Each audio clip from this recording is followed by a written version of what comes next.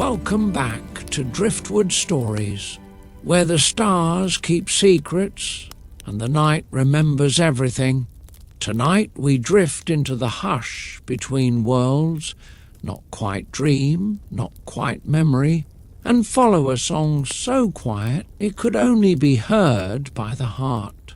This is a tale of music and mourning, of love that glowed like candlelight and faded just as gently. Orpheus was not a warrior.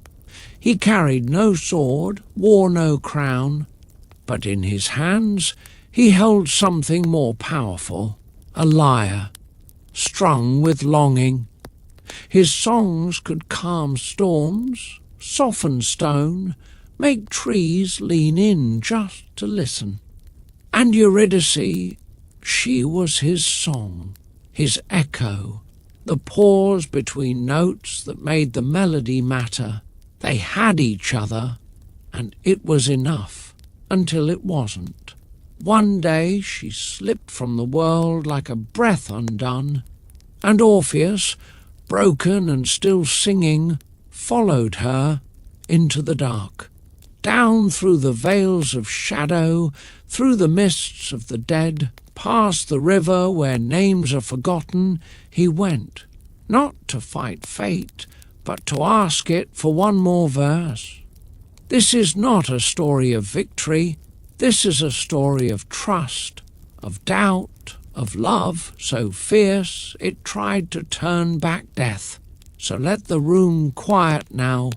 Let your thoughts settle like leaves on still water. For tonight we walk slowly, step by fragile step, behind Orpheus, into the hush, into the shadows, into love beyond death. Chapter 1. A Song Beneath the Trees. There are places in the world where time walks slower, where the breeze forgets to move, and the sunlight lingers just a little longer on the leaves. In one such place, nestled between the hills and the silence of a forest that had forgotten how to fear, lived Orpheus. He did not seek crowds, nor fame, nor even comfort. He sought only the space to sing, and he found it beneath the trees. Orpheus was no ordinary man. His hands were slender, strong, shaped for strings rather than swords. His voice was not loud, but it carried, not because of volume, but because of truth. When he sang, birds paused mid-flight. Streams slowed their song to listen. Even the wind seemed to bend itself around his melody, as if unsure whether to carry it away or keep it close. But he did not sing for adoration. He sang for Eurydice. She was not a queen, nor a goddess. She did not wear crowns or speak in riddles, but she walked with bare feet across moss and stone, and her laughter, when it came, sounded like petals falling into water. Eurydice found Orpheus's music by accident, or perhaps the music found her. One morning, walking through the grove beyond her village, she followed a sound that seemed not to come from anywhere, but from everywhere. It was a tune without edges, a rhythm that pulsed like breath. She saw him, sitting on a low stone, head bowed to his lyre. He did not see her at first. He played, and she listened. That was how it began, not with a word, with a silence shared between two hearts. From then on, Eurydice came often to the grove. She would sit beside him and hum softly. Sometimes they spoke. More often they did not. Words, they learned, were not always necessary. In time their hearts braided like vines. He sang, she listened, then she sang too, And so their love grew, not like fire, but like light, gently, without demand. The forest changed around them, birds nested closer, flowers bloomed longer, even the stones seemed warmer. It was said by the villagers that time itself bent toward the two of them, that the world wanted them to stay. They married beneath the trees, not in a temple, not with ceremony, just the two of them, a garland of leaves and a song shared with the sky. For a time the world was enough. But time, no matter how softly it walks, never stops. And fate, no matter how long it sleeps, always stirs. The day was no different from others. The grass was bright. The air was sweet. Eurydice walked ahead, laughing over her shoulder as Orpheus followed, his lyre strapped to his back. Then came the snake. It moved like silence itself, curled among roots in the shade. A bite, a whisper, a fall. Orpheus reached her too late. She was already slipping, not in body, but in soul. Her eyes met his, wide, not with pain, but with surprise. And then she was still. The forest fell silent. The birds, the breeze, the very earth, all hushed. Orpheus did not cry out. He fell to his knees, and the song that left his lips then was not one of anger nor plea. It was mourning made melody. He did not bury her. He could not. Instead, he carried her to the grove where they met, laid her gently upon the stone where he once played, and began to sing. Every day, from dawn to dusk, Orpheus sang. He played the story of their love. He played the laughter, the walks, the quiet, the last glance, the breath that never came again. The trees leaned in. The river changed its course. Even the sky wept. And in the underworld something stirred. Hades, who ruled the realm of endings, paused. Persephone, who once walked among flowers, looked up. The walls of the underworld do not often let sound in, but Orpheus's song did not knock. It seeped. And somewhere deep in that shadowed place a voice spoke, "Bring him." But Orpheus did not know this yet. He simply sang. His body thinned, his hands trembled, but his voice never broke. Even when it cracked, even when it faded, it never broke. The villagers came sometimes, leaving bread, leaving fruit. No one asked him to stop. No one dared. For even they, who did not understand, could feel the weight of what he sang. Love, yes, but also surrender. He had not tried to fight fate. He had simply sung to be heard. And somehow that was more powerful than any battle. On the seventh night, as moonlight silvered the leaves, the wind changed. It did not blow. It beckoned. Orpheus stood. He took his lyre. He kissed the stone where Eurydice lay, and he walked, not toward home, but toward the place no living man dared go. The world watched him pass, trees bowing, waters parting, even the stars dimming. He did not look back. He walked, and the shadows waited. Chapter 2. Grief's Quiet Flame. The world above did not know where Orpheus had gone. One day he was there, a thin shadow with a lyre and a voice that hurt to hear. The next, the stone where he'd sung was empty, dusted with fallen leaves and strangely warm. Some said he went mad. Some said he followed a ghost. A few, those who still listened to the rustling of trees and the murmurs in wind, said only, he went after her. And they were right.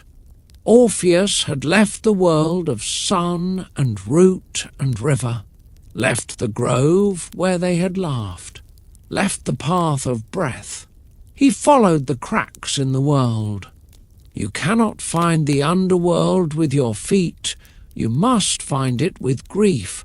And Orpheus carried his like a lamp, not flaming, but glowing, steady and quiet. Each step he took was guided not by maps, but by memory. He walked through forests where no birds sang, where the trees leaned in too far, as if listening for secrets. He crossed rivers that shimmered black, too wide to leap, too narrow to name. But every time he stepped forward, the earth let him pass, because he sang, softly, always, not the whole song, just a thread, a note, a hum that echoed the breath before Eurydice's name, and the world beneath the world began to open. He came first to the fields of mist, the threshold of forgetting. Here souls drifted like ash on still air. Some whispered to themselves, others wandered in circles, searching for names they no longer knew. He played for them, and the mist parted. Next came the river Lethe. It wound slowly through the dark, its banks scattered with silence. He knelt at its edge and played not with fire, but with memory. The water stilled, and a boat appeared, empty yet waiting. Orpheus stepped in. The boat moved without oar, drawn not by current, but by music. On the far shore stood Cerberus, the three-headed hound of Hades, guardian of the dead. Its eyes burned softly in the dark. It growled once, not in rage but in ritual. Orpheus did not tremble. He played, not a challenge, a lullaby. He played of soft beds, of warm fires, of hands held in gardens, and the great beast sat, 3 heads lowered, and let him pass. The hall of Hades is not a place of fire or shrieking. It is vast, still, made of polished stone and deep hush. Hades sat upon his throne, robed in twilight. Persephone beside him, her eyes the colour of pomegranate skin and winter sky. They looked at Orpheus without blinking. He did not kneel, he did not plead. He only played.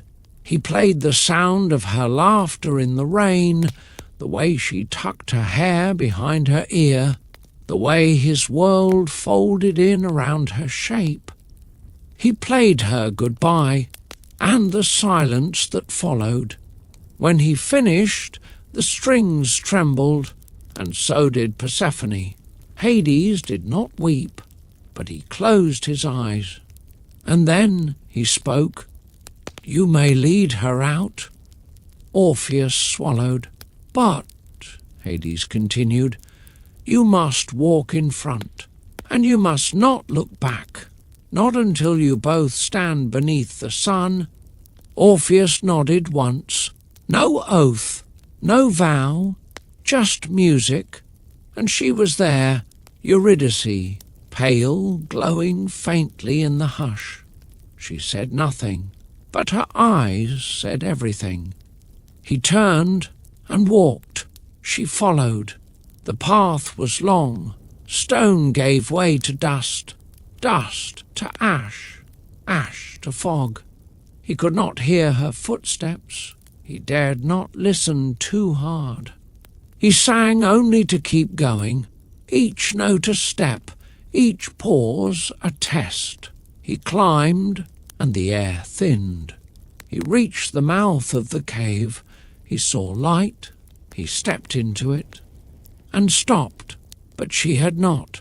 One step remained. He turned too soon. She reached, he reached, fingers brushed, eyes locked, and then she was gone, like breath, like mist, like memory undone. Orpheus fell to his knees, and the sun, unknowing, rose over a man who had sung love into the dark and returned with silence. Chapter 3. Through the Gates of Shadow. There are many stories of those who go to the underworld, heroes who fight, gods who command, fools who dare. But Orpheus, he sang. He did not wear armour. He carried no torch. He brought with him only a lyre and the echo of a name spoken in love. Eurydice. The world above had faded into hush behind him. Trees no longer grew. Wind no longer stirred. He passed the last boundary of green and stepped into the realm where colour and time dissolve. The air grew still. The sky above became stone, and Orpheus walked on. He passed into the land of shadow without resistance, because sorrow is its own kind of key. At the mouth of the cavern, where the first mist curls like breath too old to remember, he paused. There was no gate, no guard, only silence, and yet he knew he was being watched. He strummed a single chord, not loud, not bright, just enough. The mist shifted. A path emerged. The rocks whispered beneath his feet, and he entered. The underworld is not a place of fire, as some say. It is not made of pain. It is made of memory. The walls breathe softly, like lungs turned to stone. Shadows move not with light, but with thought, and the air hums faintly, a sound you feel more than hear. Orpheus did not flinch. He sang, just a note, a thread, a quiet tether between what he loved and where he hoped to find it. The path opened before him. The cave grew wider, deeper. He passed the fields of asphodel, grey, endless, murmuring. Souls drifted there, not in torment, in forgetfulness. Faces blurred, eyes turned inward. He played a song of sky, of soft green moss, of hands in the sunlight, and the souls turned. They paused, some wept, some reached. He walked on. Then came the river Lethe. It wound before him in silence, wide and slow, reflecting nothing. Its waters were not dark. They were empty, a place where all memory dissolves. No boat waited, no ferryman, just the water and the hush. Orpheus stood at the edge and played. He played of love so deep it outlasted language. He played of the day he lost her, of the day he could not hold on, of the moment their fingers almost met one final time, and the river parted, not entirely, just enough. A narrow path formed, shallow and shimmering, barely visible. He stepped forward. The water curled around his ankles like regret. But he walked, his music holding shape. Halfway across, he stopped. He sang a single word, her name. The water stilled and let him pass. The far bank was colder. Here, silence had roots. He walked beneath low stone arches, their ceilings weeping with slow drops. The walls bore carvings, faces of those who had come before, eyes wide, mouths open in wordless pleas. He did not stop to read them, he only sang.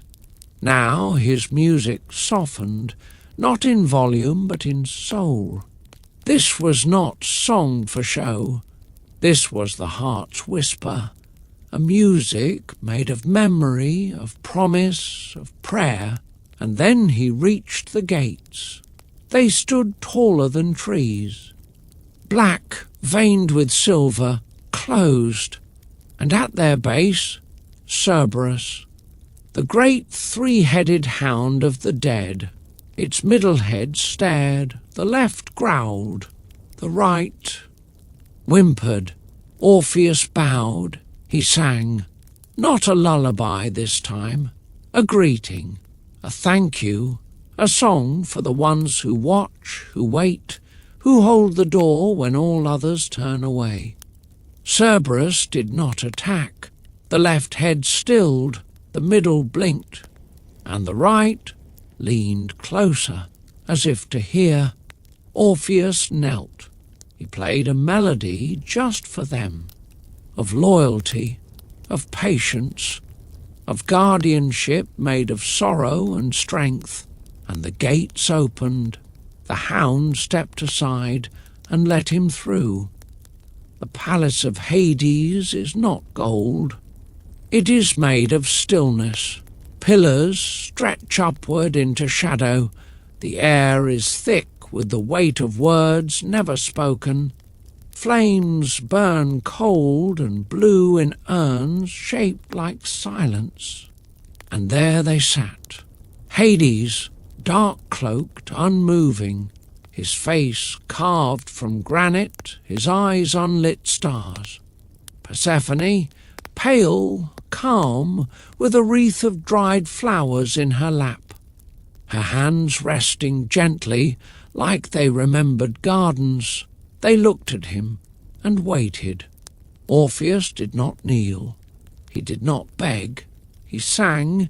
He sang not of love alone, but of loss, of the space left behind, of the beauty that doesn't survive the world.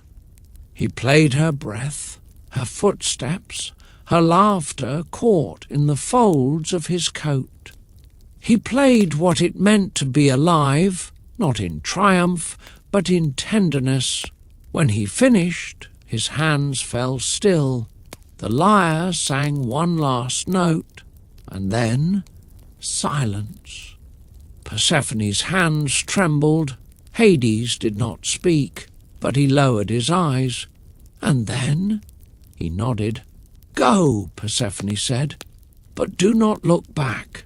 Chapter 4, The Walk Without a Word. Do not look back. Those were the words they gave him, as sharp as any blade, as cruel as any curse. Walk ahead, she will follow, but do not turn, no matter how close she feels, no matter how badly you want to see her eyes again. Do not look back. Orpheus did not ask why. He did not weep or plead. He only bowed his head and whispered her name, and the stone hall carried it like a vow. Then the shadows parted, and Eurydice stood there, not as a ghost, not yet whole, but hers. Her eyes met his, wide, full of all the things she couldn't say. He turned, not toward her, toward the path, and he began to walk. The way back through the underworld was not the same. It never is. When you descend, the road is clear. Grief guides you. It pulls you forward with sharp hands and hollow purpose. But returning, that is harder. Now every step was weighted with waiting, with silence. Orpheus said nothing. He heard nothing. No echo of her voice, no sound of her steps. The dead move lightly, and Eurydice was not yet fully of the world again. He could only hope. He sang, but not aloud. The notes played inside him, half-formed, not songs, heartbeats. Every moment he imagined she was there, close. So close. He dared not reach. He dared not slow. He walked, and the underworld watched. The fields passed again, misty, grey, full of drifting souls. They turned as he moved through, sensing something they could not name. The river Lethe curled nearby, quiet, still. He did not pause. The great arches loomed overhead, their shadows cold. He walked, and she followed. She must have. He told himself this again and again. She must be there. She must. Because if she wasn't, no, she was. She had to be. His body ached, his legs trembled, the journey upward grew harder. The air thickened, the path narrowed. Still he did not stop. He climbed now through dark tunnels and broken stairs carved into stone, and ahead, finally, a sliver of light. The edge of the living world. Sunlight touched the cave mouth like a promise. He stepped toward it. His breath caught. One more step. One more. And he would see her again. Truly see her. He could almost feel her fingers brushing the air behind him. Almost. And then fear, a doubt. So quiet he almost didn't hear it. What if she's not there? What if she was never behind you? What if the gods tricked you? What if you've walked all this way? Alone. He faltered. His hand rose. He stopped. He breathed. She was there. He knew it. But the silence behind him, it was unbearable. And so, just before he passed the final step, just before the last shadow slipped away, he turned. His eyes sought hers, and found them. She was there. She had always been there. And her face, so full of love and sorrow and forgiveness, reached toward him. Their fingers brushed, and then she was gone, not torn, not pulled. She simply faded, like dew at sunrise, like a song at its final note. No scream, no cry, only the soft sound of breath vanishing. Orpheus stood alone at the edge of light, his mouth open. No sound. The lyre fell from his back. He did not move. He did not speak. He walked back down the path, back into the trees, back to the grove where they once sat.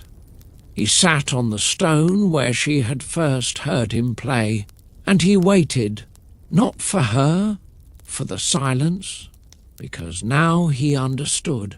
Love, even the strongest, cannot bring back the dead, but it can carry them in the stillness, in the music, in the moments just before you turn. Chapter 5. What remains in silence? The lyre lay at his side. Strings slack, wood weathered by time and sun. Orpheus did not play for many days. He sat in the grove beneath the trees where he and Eurydice had once walked, where the world had felt so quiet, not with absence, but with presence. He listened to the wind, to the birds, to the stillness between things. And slowly he began to hum, not a song of longing, not of despair, just a thread of melody, as soft as breath, as fragile as dawn, because the grief no longer crushed him. It had changed, it had become a shape he could carry. He began to sing again, but now his songs held silence, not as a pause, as a partner. He played the music of memory, not to summon Eurydice, but to sit beside her absence. He sang to the wind, knowing it would not answer. He sang to the sun, knowing it would set. And yet he sang, because some love does not need to be returned to continue. It just is. The world listened, not just animals and forests, though they did. The gods listened too. Apollo bowed his head when the notes reached Olympus. Hermes paused his journey at the edge of the world. Even Hades, deep in his cold hall, closed his eyes and remembered, not the pain, the song, the story, the echo of trust and loss and the courage to keep singing anyway. Orpheus grew older, his voice softened, his hair silvered, but he never stopped. He walked from town to town, grove to grove. People came, thinking they would hear a hero's song, but they heard something gentler, a story without triumph, a melody that knew how to hold quiet. And when asked why he sang, when asked why he returned to the same grove, the same stone, year after year, he only smiled and strummed a single note, one that lingered just a little longer than it should have. On the last morning of his life, the wind came early. It stirred the leaves before the sun rose. It whispered through the trees as if calling him home. Orpheus stood beneath the same tree where she had first watched him play. He closed his eyes and heard her laugh. Just once, like wind chimes touched by breath. He sat, he played, and as the music faded, so did he. Not with pain, with peace. They say the gods placed his lyre in the sky, among the stars, where it still sings when the night is quiet. They say Orpheus walks now beside Eurydice, not in shadow, but in song. But here, where the story was first sung, the grove still stands. And if you visit at twilight and sit very still, you may hear a single note rise from the earth, not loud, not lonely, just enough to remind you some love does not return, it remains.